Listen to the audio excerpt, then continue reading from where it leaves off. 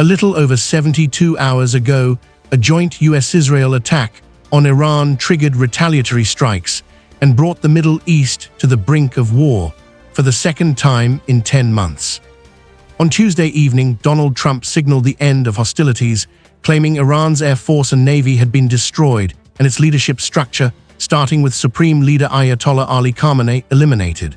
In a brief Truth Social post, in which the US president shared an opinion published by the Washington Post, "We're witnessing the birth of the Trump doctrine," he crowed. "Their air defense, Air Force, Navy, and leadership is gone. They want to talk. I said too late." Trump's proclamation came a day after Ali Larijani, the powerful head of the Supreme National Security Council, said Iran would not negotiate with the US. On X, Larijani denied media reports claiming Iranian officials had sought talks with Trump. It also lined up with what a senior White House official told Associated Press, that leadership candidates within Iran had reached out for talks. Trump, the official said he would eventually talk, but only after the military operation ends. He had earlier told British tabloid Daily Mail this would likely be a 4-week process. Regime change is widely acknowledged as one of the drivers for the current US-Israel strikes. Trump believes a new Iran leadership will be more amenable to having external regulatory oversight over its nuclear program than the Islamic regime. Beginning Saturday afternoon, India time, US-Israel forces launched ballistic missiles, including the Tomahawk from warships in the Persian Gulf, and conducted airstrikes using its fleet of 5th-gen stealth fighters, i.e., the F-22 and F-35. NDTV special cheap drones, Claude AI cyberattacks, behind US-Israel's new war on Iran. Iran responded with a barrage of missiles and suicide UAV attacks, with its low-cost Shah drones taking center stage that not only hit targets in Israel and American military bases, but also civilian buildings in neighboring Gulf nations. Visuals over the weekend showed a luxury Dubai hotel in flames, and waves of drone attacks also forced airport closures. The Dubai airport, a critical hub for Europe-Asia flights, was closed for several hours, leaving over 50,000 people stranded.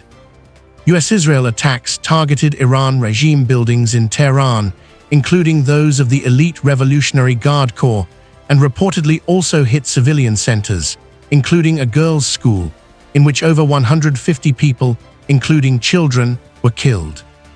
On day one, Iran leader Khamenei was killed in a strike on his compound in central Tehran. The strike, months in the planning, according to media reports, involved the hacking of traffic cameras to track Khamenei's convoy and confirm his location on the day of the attack. Trump declared, "I got him before he got me," when told of his death.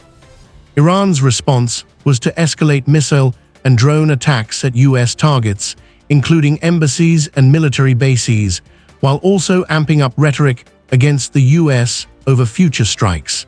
Missiles continued to hit targets across Gulf countries late Tuesday. Why was Iran attacked? The attack was triggered by Iran insisting on an inalienable right to enrich its nuclear fuel, and claiming it had evaded oversight protocols to amass 460 kg, likely enough to build 11 nuclear bombs, Special Envoy Steve Witkoff claimed. Red top US diplomat reveals exactly why Iran was attacked. They boasted. In an interview to Fox News, he said, "Iranian negotiators made it clear their goal is to maintain enrichment for purpose of armament, told us directly and without shame that they have 460 kg of uranium enriched to 60%. They were aware they could make 11 nuclear bombs." As the conflict raged, the global energy trade took a hit, particularly after Iran closed the Strait of Hormuz, the narrow waterway it controls by default, and through which a fifth of the world's oil trade is shipped. Red India could be forced to play Russia oil card if Iran conflict drags on. India relies heavily on oil imported via this route, nearly half its 6 million barrels of crude per day, according to some estimates, and is considering emergency measures, including buying more oil from Russia to offset potential volatility.